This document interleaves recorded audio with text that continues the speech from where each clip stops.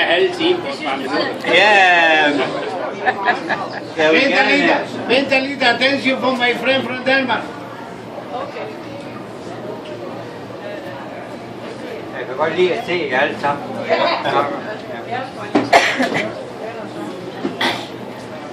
Min personlige mening om turen, og det kunne godt være, det er andres mening også. Vi har haft en dejlig uge. Vi har haft en rigtig dejlig uge hernede. Det er første gang, jeg har været på Gran Canaria. Som landmand, der synes jeg, det er lidt ujævnt hernede. Jeg var lidt på landmand hernede i hvert fald. Jeg var meget overrasket. Jeg tror også, at dem, der har været der før, de har været lige så overrasket, at det Gran Canaria, det, at det, jeg kunne da tænke den tanke, at det var så ujævnt. Men det er godt nok bjerget. Jeg synes, vi har haft nogle rigtig gode vandreture. Det er... Nogle gange har vi været på ture, hvor det har været afmærket så godt. Men hernede har det været rimelig nemt. Vi har haft store problemer med at blive rundt. Der har været nogle af vandreturene, jeg tror, der har overrasket de fleste med, at de har været lidt længere, end man havde fornemmet, det burde være. Men vi har jo taklet det med godt humør, og vi har jo også gjort det på en måde, så der er ingen, der er kommet sådan til skade, at man kommer dårligt hjem. Der har været småskader, det indrømmer jeg, og der er jo, jeg ser jo nogle personer rundt omkring, der har haft lidt problemer med ben og lidt med nogle vabler hister her. Det må vi jo tage med. Jeg synes, det er fantastisk, at vi som gruppe, og vi har jo forskellige aldre med, de tre suverænt ældste i gruppen. Det er selvfølgelig turlederen Peter Christiansen. Så har vi jo Vagn, som også er lidt oppe i årene. Men til tider klarer han jo det godt nok. Så har vi jo Henning dernede, ikke også? Du konkurrerer, men jeg mener, I må jo følge sad. Ikke også? Ja. Det er sjældent, jeg skriver noget på min seddel, men jeg har lige en lille smule her. Vi har jo også mødt nye ansigter i år. Det har været en positiv oplevelse. Vi har mødt Annelise. Vi har mødt Rose. Nogle er nyere end andre. Nogle har slet aldrig været med. Nogle har været med i længere tid. Og vi har Rita dernede. Hun har jo været med mange gange, men det er de sidste år, som jeg kan huske. Så har vi to meget yngre mennesker dernede, Uffe og Dorte, og ja, jeg må sige, det har været en nydelse at have haft jer med.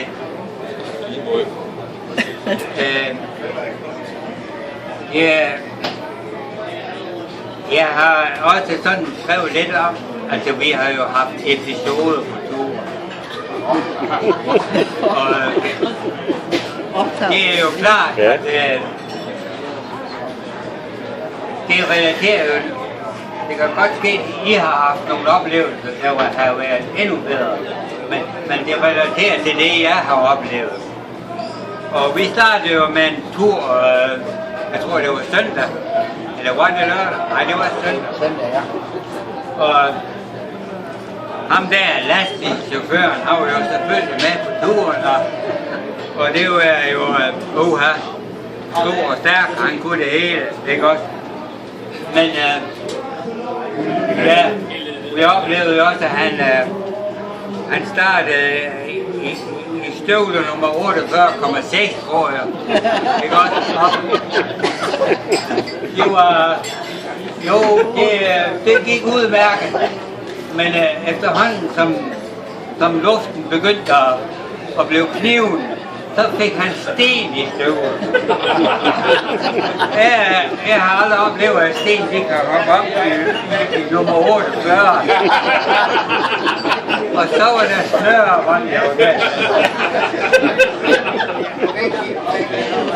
Hvordan har man det, når... Altså, teknikken kender jeg godt. Altså, selvfølgelig er der sten i støvlerne, og selvfølgelig går det galt med snøre rundt. Teknikken kender jeg, men altså, man får jo luft, og man kan jo komme videre. Længere op, da vi så kom til aftenbordet, der kunne jeg godt se, at Hubert har været rimelig træt. Men okay, jeg må nok indrømme, Hubert, du er en guttermand. Du kan bare gå, og vi andre, sådan lidt ældre, vi må jo bruge munden på at klare os, og vi kan jo ikke mere klare os med det. Men det er nu gået fint. Tillykke med det.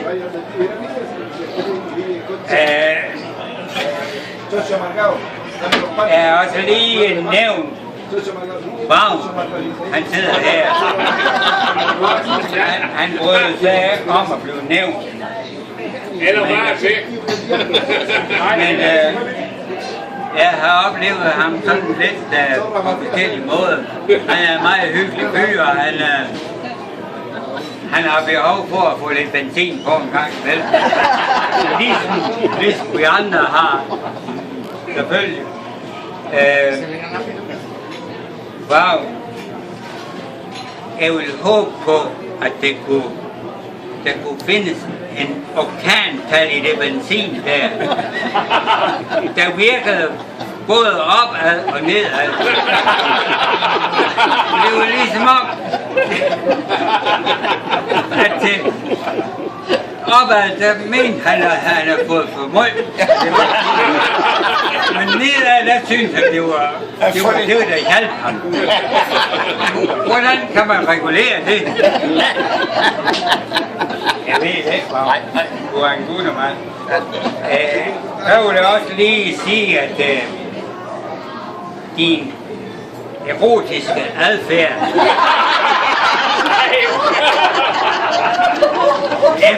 efter visse afprøvninger, så vil jeg sige, at den forekommer at være rimelig normal.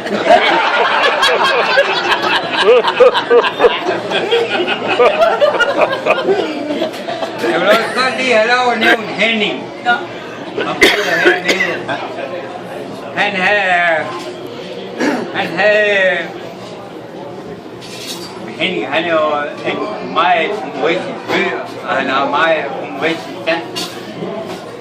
Og han havde lavet hans egen forsøg på turen. Det gik ud på, om det var vand eller øl, man skulle have med. Den dag han udformede forsøget med øl, fandt han ud af, at det var nok ikke helt rigtigt.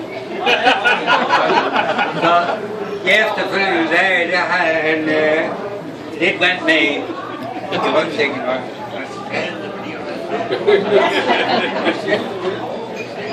Jeg kunne også godt få lyst, jeg kan ikke nævne jer alle sammen, men jeg kan lide jer alle sammen, det er helt sikkert. Jeg kunne få lyst til at nævne Inger. Nej? Ja. Nej, det blev jeg sidste år, det skete. Jeg kender sådan fra historien og fra hvad jeg har læst mig til, så er der en, der hedder Moder Teresa. Du er Moder Inger i vores hold her. Hvis Peter går for stærkt, og Inger går ned midt i, så sørger hun for, at vi alle sammen kommer med, og hun bruger samtidig dækbord. Hun har jo det i sig, at jeg har lagt mærke til det, fordi jeg kigger tilbage, når Inger hun har en meget myndig stemme. Altså, Peter, nu holder vi igen, nu skal vi stoppe op, nu skal vi have videre. Fordi Henning kan ikke følge med. Men inden hun sagde det, der havde hun lige fået luften selv. Så hun kunne holde ud. Jamen altså, hvordan er vi dækker over hinanden? Men du er virkelig god. Jeg har også lige en anden ting, og det er jo egentlig noget, der skulle have kommet lidt før. Og det er i forbindelse med Hubert. Hold da op, når sådan en ny ung mand kommer med, og der sker det forfærdelige, at han får wavle på. Var det på hælen, eller var det på foden, eller var det var henne? Pludselig stod der 4 modne kvinder foran hende og ville hjælpe ham alle sammen. De stod i kø. Det var helt utroligt. Jeg har jo selv oplevet det, da engang jeg var ung. Det var jo helt fantastisk, som de ville hjælpe mig alle sammen. Men det var dejligt at se, men altså, jeg ved det. Men det er jo en oplevelse, I må have for jer selv. Jeg tror, jeg er derhen, hvor jeg skal lige have bladet om. For min eget vedkommende, og for Gunnils vedkommende også, så vil jeg tusind tak for samværet med jer alle sammen. Det har været rigtig hyggeligt. Når vi så kommer til det egentlig drejer sig om, Peter. Jeg fornemmer, at jeg har hele selskabet med mig, når jeg siger, at vi har haft en fantastisk uge. Du har tilrettelagt en tur, hvor det hele har fungeret. Du har gået foran, og der har ingen problemer været. Jo, der har været problemer, men vi takler nu i sammen også. Og jeg føler også, at du skal sende en tak hjem til Annalise for hendes oversættelse og sige til hende, at det har fungeret perfekt, alt det I har gjort. Tusind tak for turen. Skal vi ikke rejse os op? Og skal vi give Peter en leve på turen? Og håbe